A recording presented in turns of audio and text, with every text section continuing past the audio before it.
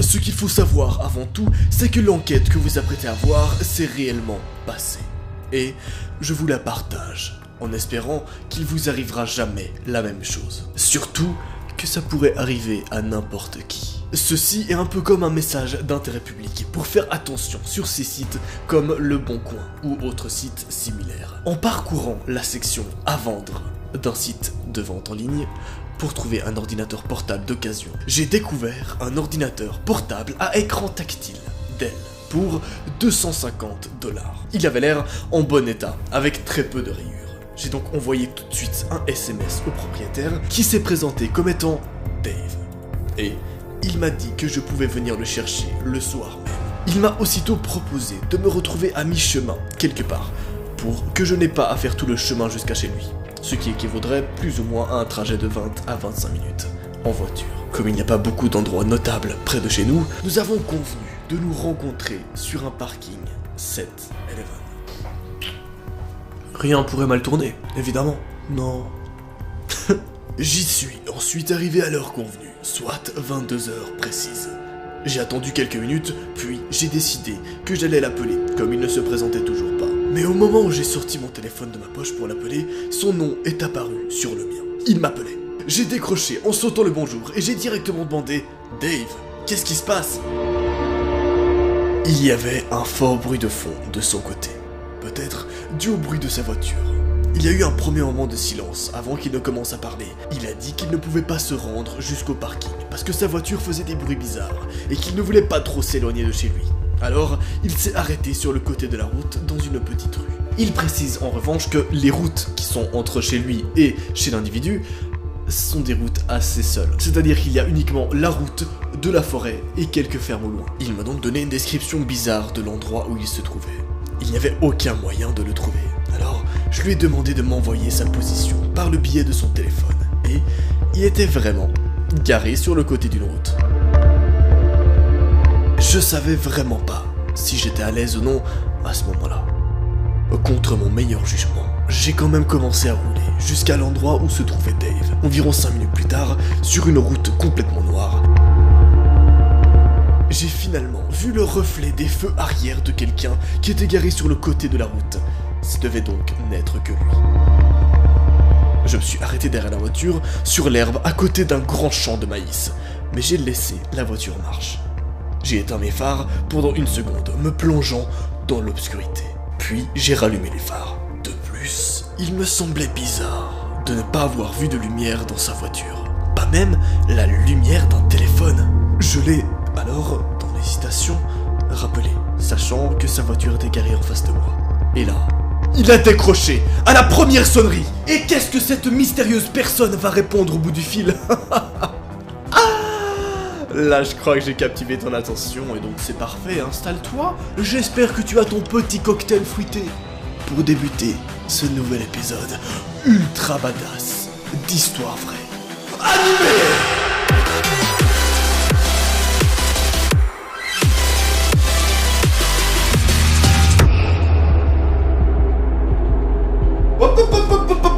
Attends, non, tu ne rêves pas.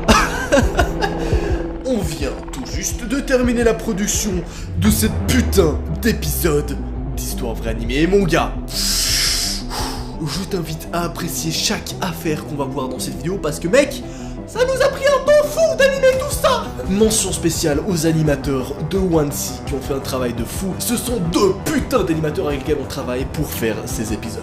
Et mon gars, c'est tellement badass, oh là là là là. Mais juste avant... Ah, je suis expert en bruitage, t'inquiète même pas. Oh, le rythme des foins. Oh, c'est reparti. Bref, sans plus attendre, continuons tout de suite avec cette première affaire. Sachez que l'intensité des putains d'affaires qu'on va voir dans cet épisode ne va pas arrêter d'augmenter. Je viens de roter dans le plus grand des calmes. Oui, t'as le droit de le dire.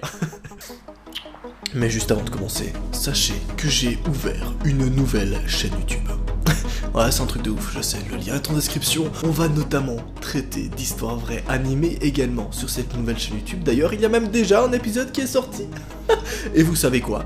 Il y a même un épisode en feat avec Adam le rigolo qui est aussi sorti sur cette nouvelle chaîne YouTube. Ah donc fais-toi plaisir, là tout de suite tu t'abonnes. J'attends. Et on va même faire un truc, dès que tu t'es abonné, tu m'envoies une capture d'écran sur Instagram et je te fais une petite dédicace. Ça te va? Bang bang bang brother. Pardon. Reprenons avec l'enquête. Nous avons donc deux personnes. Un individu qui est en face d'une autre voiture. Il ne voit personne dans la voiture d'en face et l'ambiance est très sombre. À la base, il venait juste chercher un ordinateur qu'il avait acheté sur un site de vente.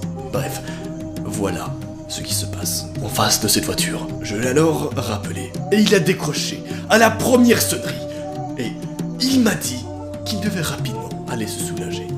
Et qu'il allait ensuite monter dans sa voiture pour pouvoir enfin me montrer rapidement son ordinateur portable. Dès qu'il serait rentré de son soulagement. Il a raccroché, avant même que j'ai pu obtenir ma réponse ou que j'ai pu parler. Ah, c'était beaucoup trop bizarre pour moi. Je ne savais vraiment pas quoi faire. Je me suis alors dit que je sortirais de la voiture et que j'attendrais derrière la porte que ce Dave sorte. Il m'a dit qu'il était allé dans les cultures. Alors j'ai regardé les yeux sur le côté droit de la route, près des cultures. Quel endroit étrange pour faire un échange, autre qu'un trafic de drogue. Cela ne semblait pas correct du tout. Je suis resté le plus longtemps possible près de la porte de ma voiture. Précisément 2 ou 3 minutes. Il n'y avait pas moyen qu'il urine aussi longtemps. Il me semblait qu'il était en train de partir, mais je lui ai donné 30 secondes de plus. Dans les derniers instants de ma patience, je pensais avoir entendu un bruit venant des récoltes. « Dave !» j'ai crié. Les bruits venant des cultures avaient disparu. Et un crépitement de 2 feuilles derrière ma voiture m'a fait me retourner pour finalement voir quelqu'un se faufiler derrière ma putain de voiture. C'est exactement ce que je craignais, mais cela n'a pas rendu les choses moins horribles, car j'ai rapidement sauté dans ma voiture avant même que la porte ne soit complètement fermée. Je me remerciais intérieurement pour avoir laissé la voiture en marche, sinon je n'aurais peut-être pas réussi à m'échapper à temps. Au fond de moi, je savais que la situation était bien trop suspecte pour être réelle. Mais est-ce que tout le monde d'entre nous s'attend vraiment à ce que ce genre de choses se produisent? Ces choses sont censées se produire que dans les films d'horreur. On n'est pas censé les vivre par soi-même. Je suppose donc que cela reste une histoire à raconter aux amis et à la famille pour des années à venir. Qu'est-ce qui s'est passé ce soir-là? Eh bien, sachez que j'ai mené ma petite enquête et qu'on a retrouvé des réponses. Plus précisément, on a retrouvé des empreintes directement sur la voiture de la personne en question. Et c'est cool, car ça nous a permis d'identifier l'individu en question qui prétendait vendre cet ordinateur à 250 balles sur le Bon Coin. En réalité, cette personne-là avait escroqué et avait violé des mineurs. Non, ce n'est pas une blague. Et oui, c'est extrêmement choquant. En revanche, il n'avait encore jamais effectué d'abus sur des personnes plus âgées et aussi âgées que la personne en question dans le témoignage. Quelques semaines plus tard, l'enquête a été close et ils ont pu arrêter cette personne. Une histoire qui se finit plutôt bien donc, hein. Malheureusement, c'est le début. Car les prochaines affaires que vous allez voir vont peut-être pas finir aussi bien que celle-ci. Désolé. Vous le savez maintenant avec le temps que j'adore ce genre d'affaires qui traitent un petit peu de dates et d'affaires mystérieuses, que ce soit sur Tinder ou alors sur différentes applications de rencontres. Et oui, cette affaire-là en fait partie. Regardez tout ça. À mes 18 ans, je venais tout juste de sortir d'une relation avec un mec, et je voulais donc fréquenter d'autres personnes. J'ai commencé à faire des rencontres en ligne, sur cette application que je ne nommerai pas. Je vous laisse deviner laquelle. Je n'ai jamais parlé à mes parents de ma précédente relation, ou des gars à qui j'avais parlé en ligne, donc ils ne savent rien de cette histoire. Mais il faudra bien que je leur raconte un jour. Bordel. Bref. En peu de temps, j'ai reçu beaucoup de messages de la part de certains mecs. La plupart d'entre eux étaient juste des pervers, ou n'ont tout simplement pas attiré mon attention. Jusqu'à ce qu'un mec, mignon, m'envoie un message. Pour garder l'anonymat dans cet épisode, on va donc appeler cet individu-là Justin. Justin avait environ 23 ans à l'époque, lorsqu'il m'a envoyé un message. Il m'a dit à quel point j'étais séduisante, et m'a comblé d'affection et de messages romantiques. J'étais naïve à l'époque, alors j'ai vite été impressionné, et j'ai rougi quand il m'a dit tout ça. Peu à peu, nous avons commencé à nous connaître. Il vivait au Canada, et moi, je n'étais qu'une jeune polonaise vivant aux États-Unis. Petit point positif, nous avions quelques passe-temps en commun, et nous sommes allés tous les deux à l'université. J'étudiais pour devenir officier de police, afin d'obtenir un diplôme d'associé, et lui allait à l'université pour obtenir une licence. Puis finalement, ces messages ont commencé à me mettre mal à l'aise. Il disait qu'il préférait les filles blanches aux filles asiatiques et qu'il avait toujours voulu coucher avec une fille blanche. Il m'a demandé si j'étais encore vierge et même si je me sentais mal à l'aise. J'ai alors répondu oui, sans hésitation. Il a commencé à me parler de choses sexuelles et je n'aimais pas ça, mais je suis tout de même entré dans son jeu. Il m'a ensuite demandé si je pouvais lui rendre visite au Canada, même si on avait commencé à se parler seulement quelques jours auparavant. Vivant avec mes parents, je lui ai dit que je ne le pouvais pas. Il m'a alors répondu que j'étais adulte maintenant et que je pouvais prendre mes propres décisions. Ce qui était vrai, mais en tant que Polonais, vous devez quand même écouter vos parents, même si vous êtes adulte. Bien sûr, je lui ai dit que je vivais aux États-Unis, mais je ne l'ai pas dit où exactement. Il m'a ensuite demandé si je vivais dans la ville XYZ, dans l'état de XYZ. J'étais choqué quand il m'a demandé cela, parce que je ne lui ai jamais dit exactement où j'habitais, et sur mon profil, je n'ai pas donné mon adresse. Je n'ai donc aucune idée de la façon dont il a découvert cela. Oui, ce que vous avez peut-être pas compris à ce moment-là, c'est que la personne en face avait découvert l'endroit exact où habitait cette jeune fille. Et là, ça pose un premier problème. D'ailleurs, si ça vous arrive, c'est le moment, clairement, d'en parler à vos parents ou alors de bloquer tout de suite la personne. Évidemment, la personne va pas le faire, zut. Mais ça serait pas drôle sinon. Quelques jours vont s'écouler. J'y réfléchis. Puis, après moult réflexions, j'ai décidé de le bloquer. Et là, je sais. Mince, l'affaire se termine là. Oh, sauf que non. En réalité, la maison que l'individu a nommée lorsqu'il a prononcé les coordonnées XYZ, c'était pas exactement la maison de cette jeune fille. Non, c'était la maison de juste à côté. Pourquoi est-ce qu'il s'était trompé d'une maison? Ça, je ne sais pas. En revanche, ce qui va se passer après est très mystérieux. C'est-à-dire qu'au lieu de nommer l'adresse de cette maison-là, où habitait la jeune fille, il a nommé l'adresse de la maison juste ici. Donc, l'adresse d'à côté. Pourquoi est-ce que c'est choquant?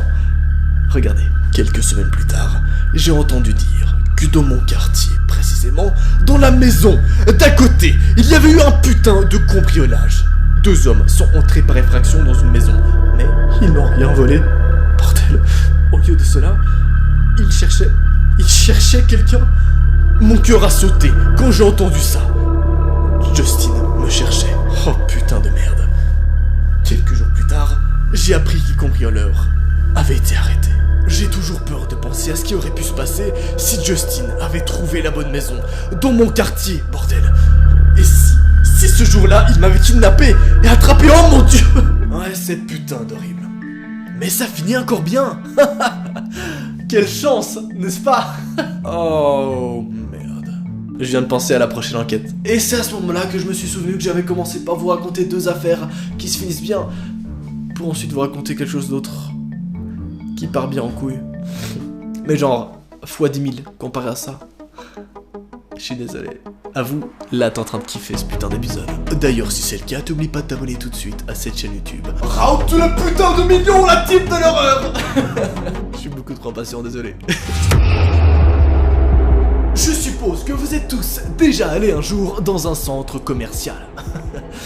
Et si c'est le cas, cette affaire-là va te parler tout de suite. Non, vraiment direct, cash.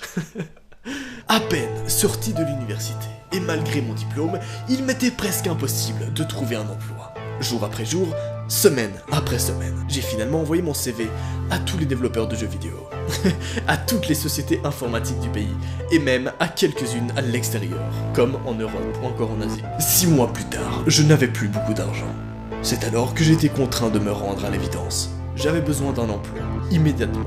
Et peu importe où et pour combien. J'ai au final trouvé une offre d'emploi pour un magasin de jeux vidéo, dans un centre commercial. Vous voyez de quoi je parle, quoi. Les terribles affaires qu'on entend à leur sujet sont presque toujours vraies. Mais de quoi est-ce que diable il veut parler? Personne dit diable en 2020. Non, vraiment personne n'utilise cette expression-là. D'accord, I'm quite sorry, bro. En raison de mon expérience dans les jeux vidéo, j'ai directement été embauché, peu de temps après. Ma première garde a eu lieu le lendemain. C'est ainsi que j'ai commencé à travailler avec Dell, 2 ans plus tard. En raison du taux de rotation élevé, j'ai été nommé directeur adjoint, au 9e mois. Comme aucune de mes équipes n'était du soir, j'ai été chargé de garder les plus jeunes employés dans la mienne. Un travail que je n'ai jamais vraiment pris au sérieux, puisque j'avais que quelques années de plus qu'eux. Et à vrai dire, je me fichais de leur comportement tant qu'ils faisaient leur boulot. C'est à cette époque-là que qu'une fille a été engagée. Ce qui va, ou alors qui aurait pu causer ma perte. D'ailleurs, dès que je l'ai vue, j'ai su qu'elle poserait problème. Mais de toute façon, elle n'était pas la seule à être la source de problèmes. Son petit ami super jaloux est devenu une épine dans le pied de tous les gars qui travaillaient avec elle. Aucune des équipes et des sessions de travail ne se passait sans qu'ils ne viennent la voir.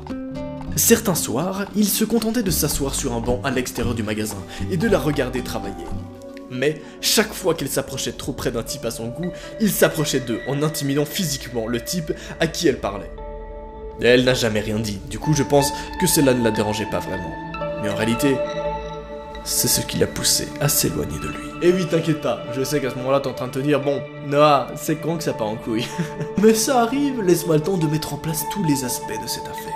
C'est important pour que vous compreniez la suite. Finalement, elle a travaillé dans le magasin pendant quelques semaines, avant que quelqu'un ne lui montre les couloirs qui longeaient l'arrière de chaque endroit. Elle a profité du fait qu'elle ne les connaissait pas, et cela s'est avéré être une grosse erreur. Si quelqu'un voit cette affaire et ne sait pas de quoi je parle, écoutez bien, vous êtes sur le point d'apprendre quelque chose d'assez étrange et incroyable. Je sais pas si c'est très courant, mais dans certains centres commerciaux intérieurs, ceux construits à l'ancienne, où chaque magasin habitait dans la zone qui était louée aux propriétaires du centre commercial, il y a un réseau de chemins et de halles qui courent derrière chaque commerce. Ils sont principalement utilisés par les employés.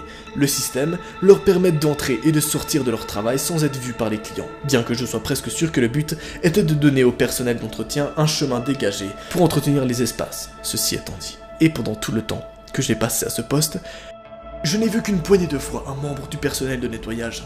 La plupart du temps, il fumait une cigarette, en cachette, plutôt que de travailler là-bas. Heureusement, nous pouvions encore fumer à l'intérieur du bâtiment à l'époque. Personne ne disait rien au bureau, probablement parce qu'ils faisaient la même chose pendant leur pause. Maintenant que nous sommes tous sur la même longueur d'onde, j'en arrive à la vraie affaire. Comme je l'ai dit, sa jalousie, peu importe comment elle l'excitait, la repoussait en même temps. Sur ses freins, elle se faufilait souvent par l'arrière et disparaissait pendant un moment. Je n'avais aucune idée de l'endroit où elle allait, et je m'en souciais pas vraiment. Son petit ami a mis une éternité à comprendre, mais quand il l'a fait, il était super en colère. Nous avons donc ici une jeune fille qui travaille dans un centre commercial et qui fait des choses assez étranges, qui va se faufiler dans certains couloirs à certains moments, en cachette afin que son petit ami ne sache pas. Étrange, hein? Mais rien d'inquiétant pour le moment. Elle a continué cette routine pendant quelques mois, et un jour seulement, elle n'est jamais revenue au magasin. Je n'y attachais aucune importance. C'était pendant les vacances, et le travail était un cauchemar. Il n'était pas rare que les employés aillent faire une pause après une course particulièrement mouvementée et ne reviennent pas à ce moment-là. Le chiffre d'affaires était tout simplement mauvais. Les choses sont revenues un petit peu plus intéressantes 4 ou 5 jours plus tard. Oui, la police s'est présentée et a posé des questions qui portaient sur la disparition d'une jeune fille. Sur la disparition de cette jeune fille. Plutôt tendu, n'est-ce pas? La personne nous dit qu'il a leur répondu en mode disparition de qu'est-ce qui se passe ici? Il m'a alors informé qu'elle avait été portée disparue le lendemain de son départ du travail par ses parents. Elle n'était jamais rentrée chez elle et ils ont pensé que nous pourrions savoir quelque chose. Ce qui est fou, c'est que lorsqu'ils sont allés chez son petit ami pour voir si elle était là, en plus du fait qu'il n'était pas là lui aussi, ils ont appris que personne ne les avait vus depuis environ une semaine. J'ai vite fait de leur dire que j'en savais rien. J'ai juste supposé qu'elle en avait eu marre de cet endroit et qu'elle s'était enfuie. Je suppose donc qu'ils se sont contentés de ça, parce que je n'ai d'ailleurs plus jamais eu de nouvelles d'eux, jusqu'à très récemment. Mais on en reviendra plus tard, t'inquiète.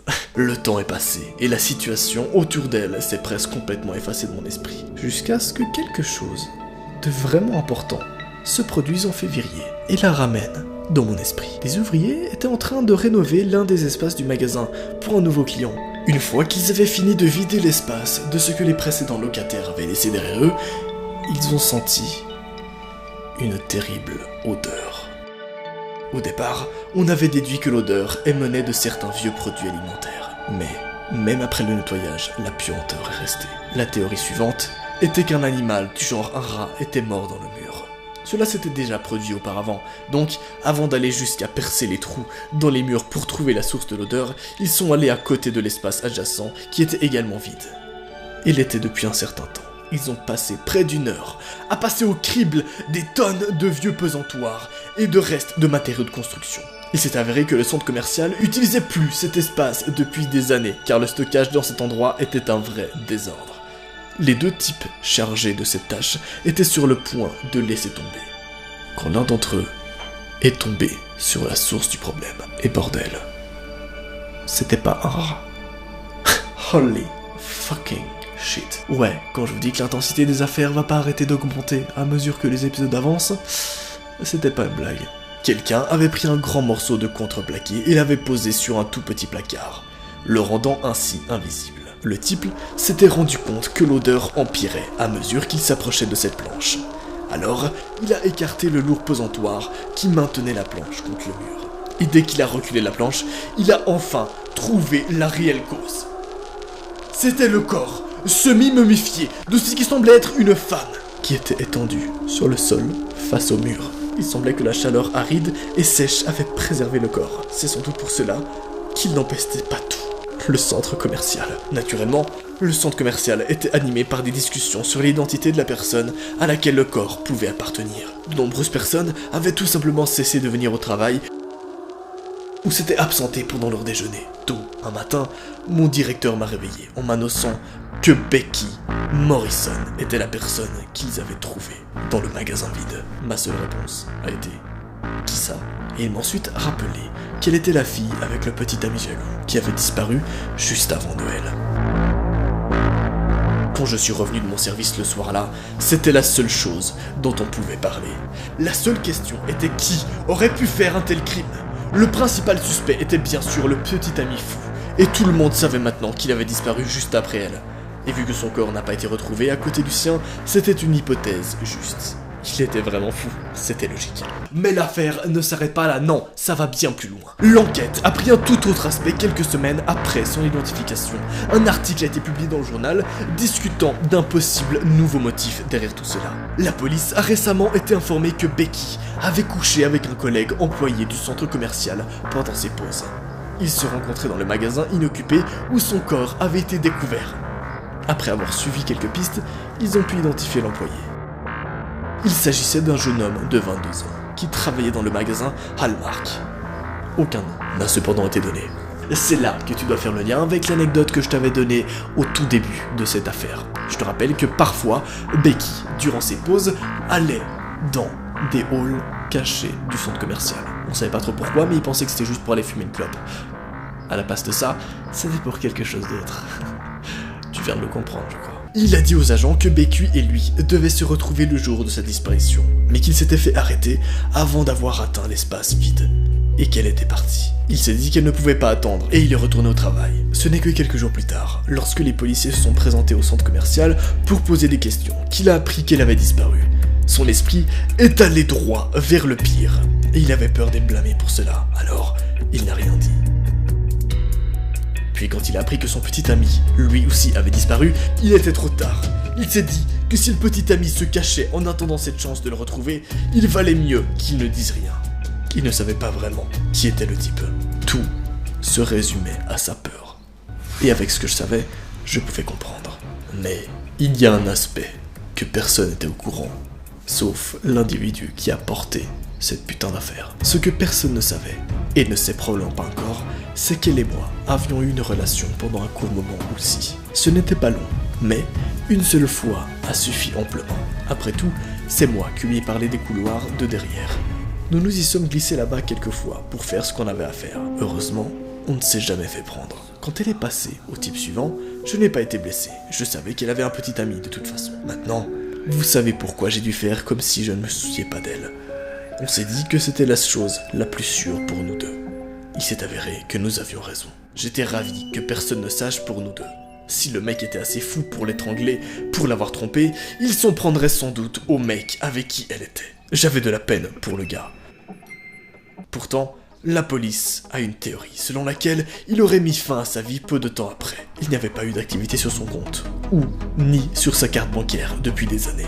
Mais c'est seulement 9 ans plus tard qu'on aura des résultats concernant cette enquête.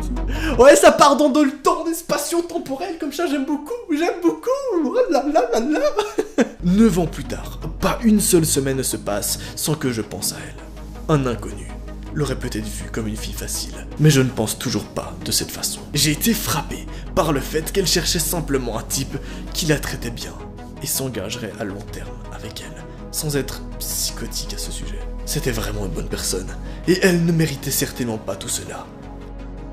Mais encore une fois, j'arrête pas d'avoir de la pitié pour elle. Mais, ce qu'on a retrouvé 9 ans plus tard, ce sont des os. Des os semblant appartenir au corps du petit ami de Becky, qui se serait bel et bien suicidé après avoir assassiné Becky. Vous connaissez donc l'entièreté de cette affaire. C'est chelou, mais assez captivant. Par contre, pas autant que cette prochaine affaire. T'as vu la transition ou pas? C'est pas lui. J'avais environ 10 ans lorsque cela s'est produit. Mes 2 meilleurs amis et moi, ainsi que nos parents, avons passé de longues vacances en Turquie, pas très bonnes, dans un hôtel. Un soir, moi et mes 2 meilleurs amis étions dans la chambre, pendant que nos parents dînaient encore au restaurant. La chambre n'était pas si mal. En fait, toutes nos chambres semblaient plutôt cool, du moins nous le pensions. Nous nous amusions beaucoup à regarder les Simpsons et à jouer au Monopoly. Mais ce qui s'est passé ce soir-là me donne encore des frissons. Il était donc environ 1h du matin, et nos parents étaient en retard. Contexte, ils sont seuls, dans un hôtel, en Turquie. Qu'est-ce qui pourrait mal tourner, hein? Je me le demande aussi, t'inquiète pas. Phil, un de mes amis, les a donc regardés par la fenêtre, et il a dit « Ah putain, ils sont encore dans ce fucking restaurant. » Oui, ils nous ont dit qu'ils ne reviendraient pas, jusqu'à 23h en tout cas. J'ai répondu. Les gars? Quelqu'un frappe à la porte. Tim s'est empressé de nous dire. Non, c'est probablement le room service.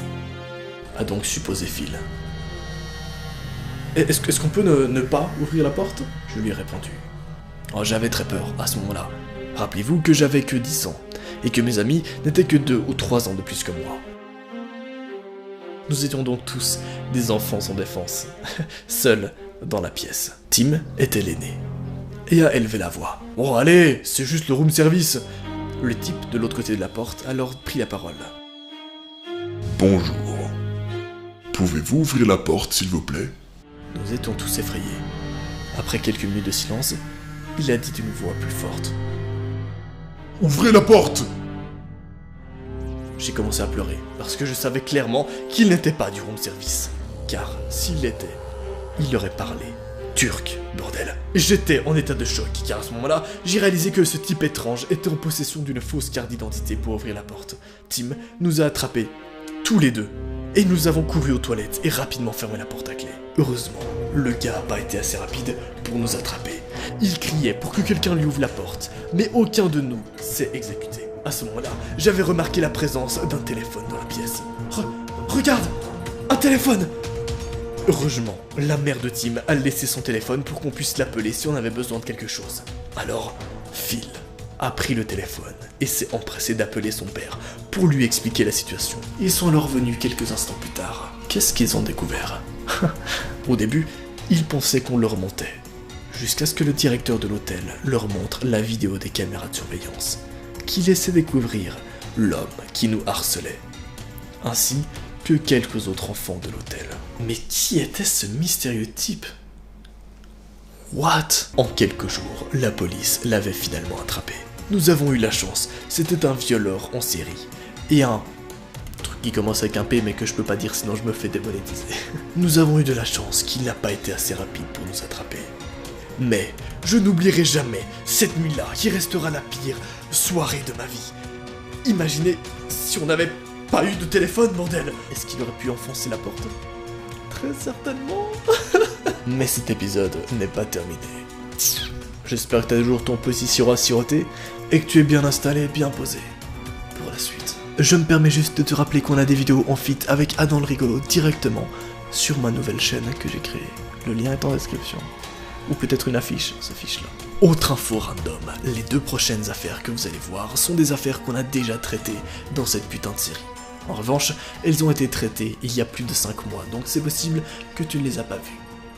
C'est parti. C'était environ à 3 heures du matin.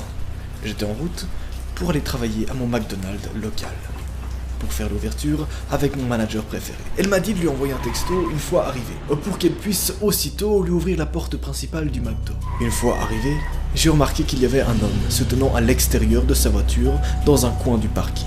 Il me regardait avec un regard très menaçant. D'ailleurs, laissez-moi aussi vous préciser qu'il pleuvait des cordes dehors.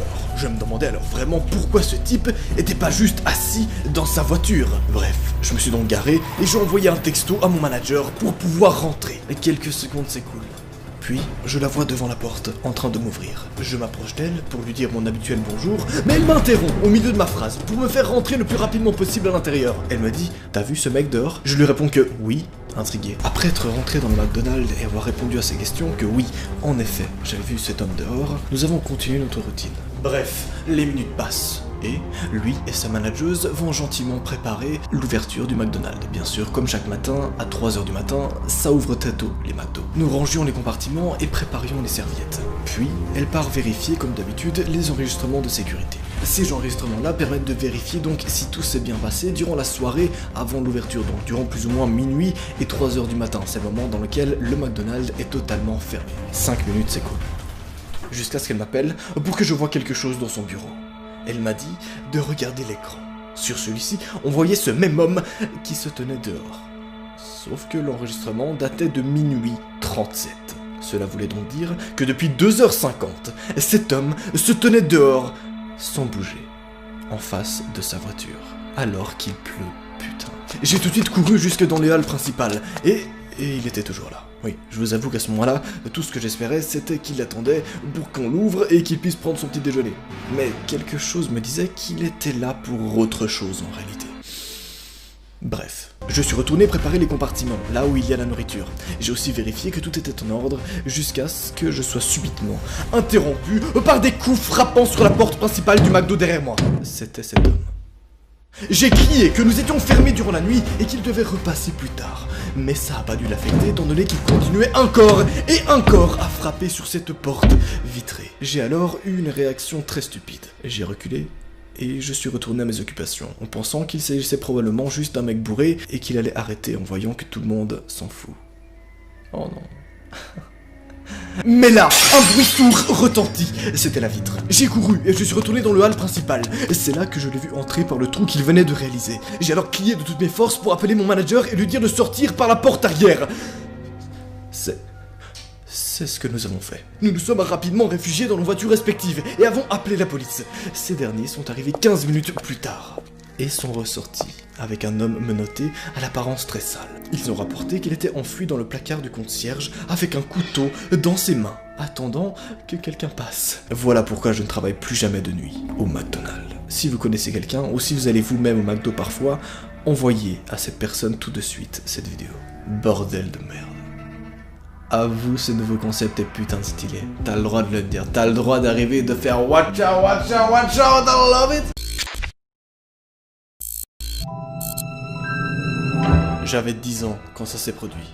J'adorais ma chambre, parce qu'il y avait une télé, un lit, un placard et un ordinateur sur mon bureau. Une nuit, pendant que je dormais, j'entendis un bruit provenant de mon placard qui m'a en quelque sorte réveillé. Je n'y ai pas prêté attention, parce que j'essayais de me rendormir, vu que j'avais l'école le lendemain. 3 heures plus tard, je me suis levé et j'ai mangé mon petit déjeuner. J'étais prêt pour préparer mon sac d'école qui était dans ma chambre. Lorsque j'y suis entré et que j'ai fait mon sac, j'ai regardé par la fenêtre et ai vu une espèce de grande silhouette noire avec un pull devant ma fenêtre. Mon cœur s'arrêta et quand j'ai hurlé « Qui est-ce ?» la silhouette est partie. L'individu explique qu'il n'a pas pu voir son visage étant donné que la personne en question portait un espèce de pull noir et qu'il faisait encore nuit dehors.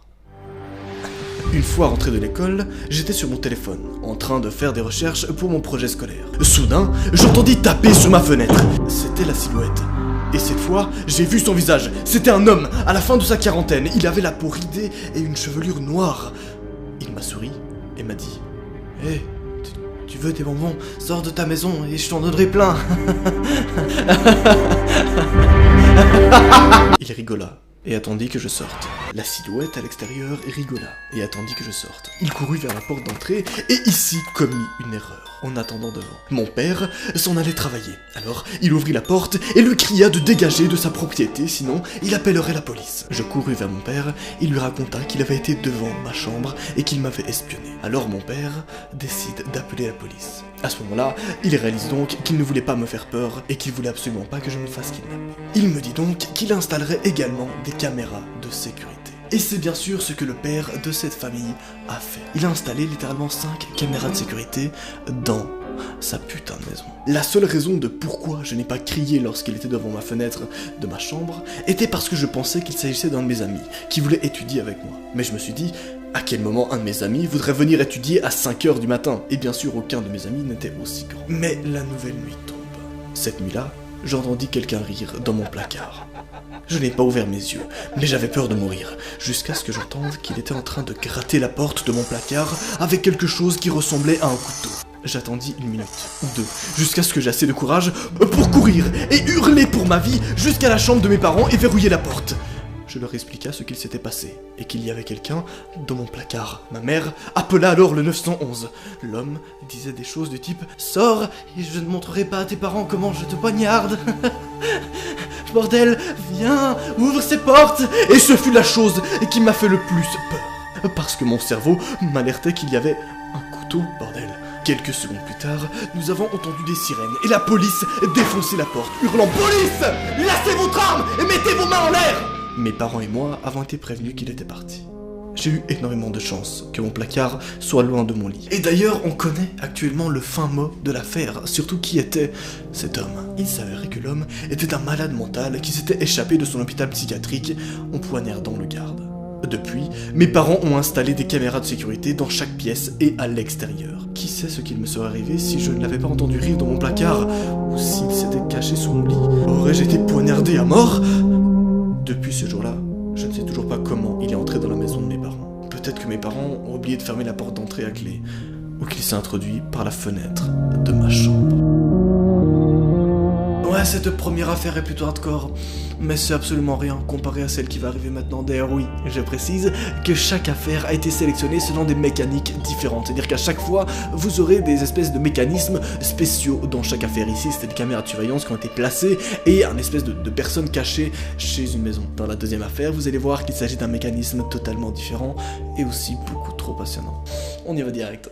Il y a quelques années, j'ai loué l'appartement d'un de mes amis. Il l'avait récemment acheté et complètement rénové. Il l'avait mis en vente, mais ne trouvait pas d'acheteur, donc je lui ai proposé de le lui louer pendant un temps. Après avoir emménagé, j'ai réalisé qu'il y avait quelque chose qui n'allait pas avec la voisine de palier. Elle avait environ 45 ans, mais en faisait plus. Elle s'asseyait toute la nuit et écoutait de la radio chrétienne en parlant fort à quelqu'un. C'est allé jusqu'au point où je n'arrivais pas à dormir, donc je suis allé la voir pour lui demander d'arrêter.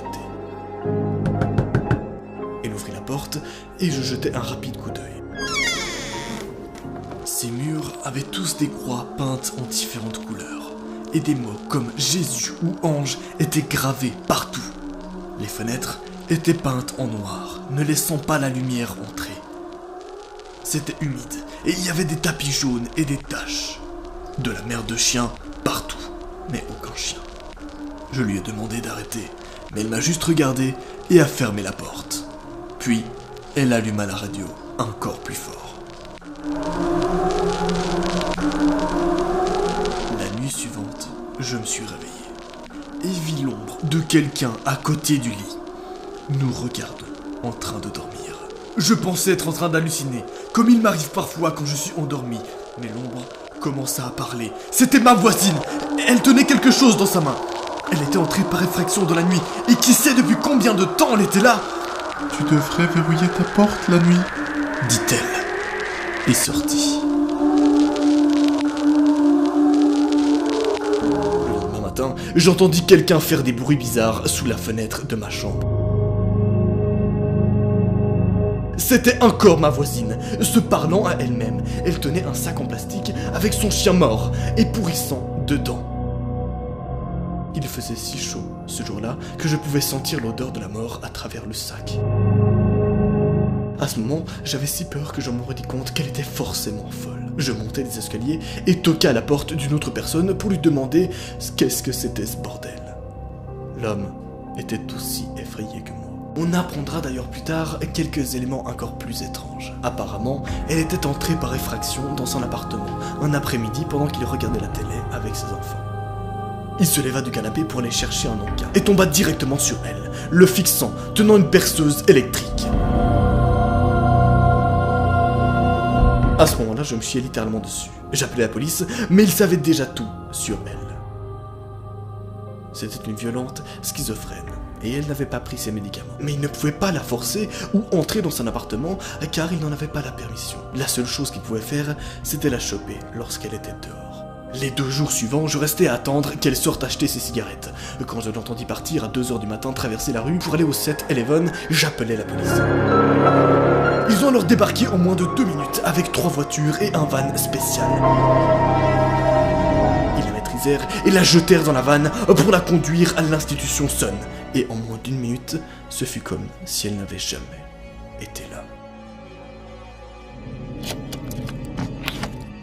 Je ne l'ai plus jamais revue.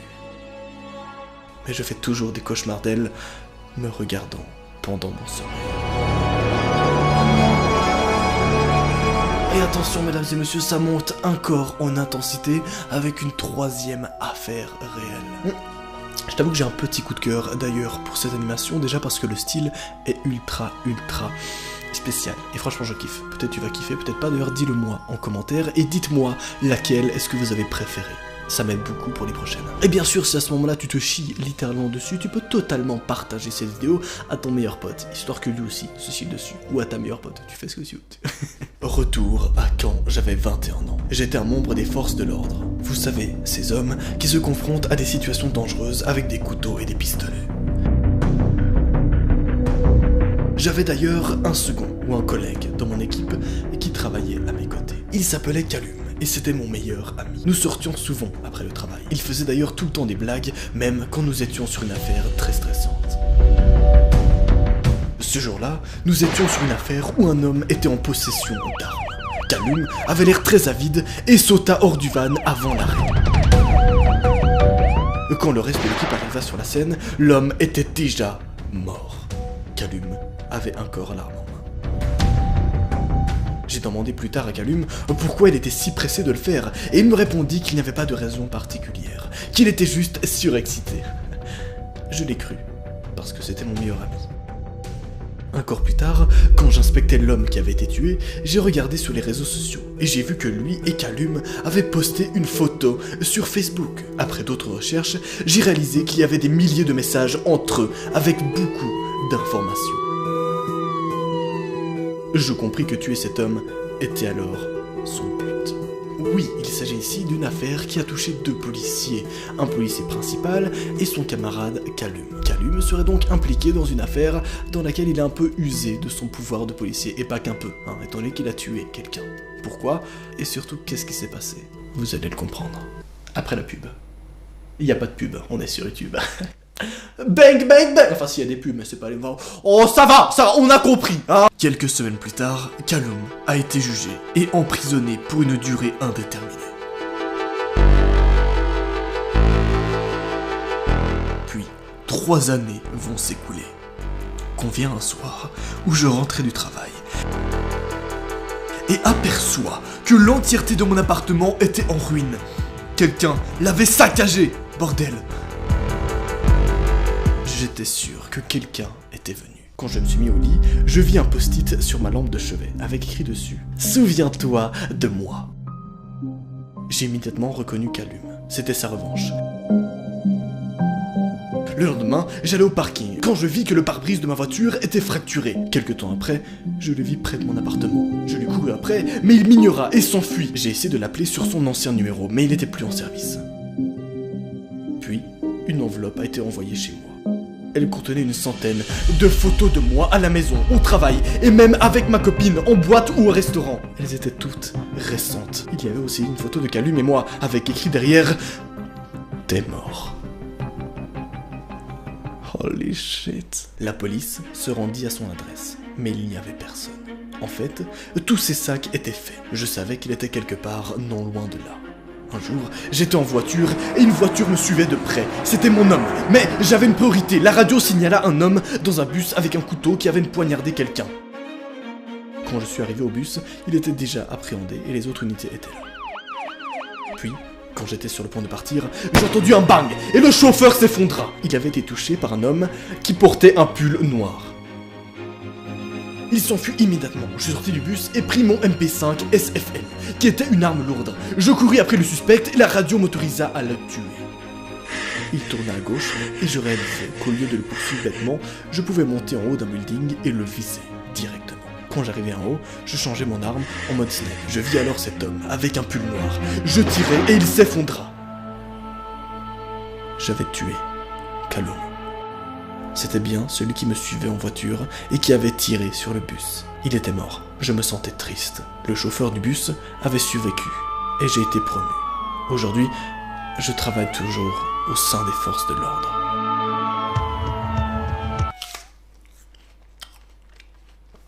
On continue. Celle-ci, je la kiffe pas mal, parce qu'à tout moment elle peut t'arriver. Tu sais, c'est ce genre de truc et qui concerne une jeune fille qui rentre de l'école, tu vois, qui est plus ou moins le même âge que toi. Ouais, ça peut totalement t'arriver. Est-ce que c'est pas cool, totalement? Est-ce que je m'en bats les couilles? Absolument. Putain, je me suis craché de la pomme dessus. Pas cool. Merde, j'ai fait tomber ma pomme. Pas cool, 2.0. Ok, je ferme ma gueule. Et voici la dernière affaire. Tout a commencé le mois dernier. Je rentrais de l'école seul. C'était un jour normal où rien ne sortait de l'ordinaire. Au moment de partir, je vis un homme qui avait la cinquantaine. Il portait une veste noire et un vieux short de basket moche. Il avait l'air vraiment bizarre. Au bout de quelques minutes, j'arrivais enfin chez moi. J'écoutais de la musique tout au long du chemin et je n'avais pas réalisé que l'homme m'avait suivi. J'essayais de rester calme. Il me regardait même à travers la fenêtre de ma chambre en tenant une caméra.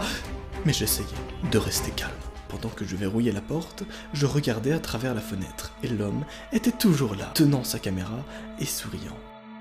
Je la racontais à ma mère et elle appela la police, mais ils ne trouvaient rien. Ils me demandèrent de le décrire à un portrayeur pour qu'il puisse avoir son visage. Mais rien. Ça n'a servi à rien. Quelques jours vont donc s'écouler. Puis vient un mercredi. Je finissais un cours privé de guitare à la maison de ma professeure quand quelque chose attira mon attention. C'était une photo d'elle et de son mari. À ce moment, je réalisais que mon harceleur était en fait son mari. Je pris mon sac en m'excusant et partis. Elle était choquée quand je me mis à courir. Peu de temps après, j'ouvris mon sac et quelque chose tomba. C'était une enveloppe pleine de photos de moi. Des photos de moi me changeant dans ma chambre. J'ai immédiatement appelé ma mère pour lui raconter ce qui s'était passé en pleurant. Elle appela la police et quelques minutes plus tard, ils arrivèrent. Ma mère leur raconta. Ils allèrent à la maison de ma professeure pour leur poser plusieurs questions à propos de son mari et de n'importe quelles activités étranges. Elle garda le silence. Après avoir fouillé la maison, ils trouvèrent des photos de plusieurs autres filles. Et putain, après l'avoir arrêté, ils découvrirent qu'il avait une longue histoire avec des viols et des putains d'agressions sexuelles. Aujourd'hui, il est en prison. Mais vous savez quoi, j'ai vraiment peur que quelqu'un aille encore plus loin. Did you love it, boy? I think yeah. Ça veut dire, est-ce que tu as aimé? Je pense que oui. Enfin après, mon accent anglais est un peu claqué au sol, du coup tu... Évidemment, je vais vous montrer d'autres petits extraits de cartoons directement sur mon Insta, donc ajoute-moi. Et abonne-toi à cette chaîne YouTube si tu kiffes rigoler un bon coup et surtout te chier dessus. De manière stylée, hein, il faut le dire quand même. Désolé d'avance de t'accompagner dans tes pires cauchemars. Allez, salut!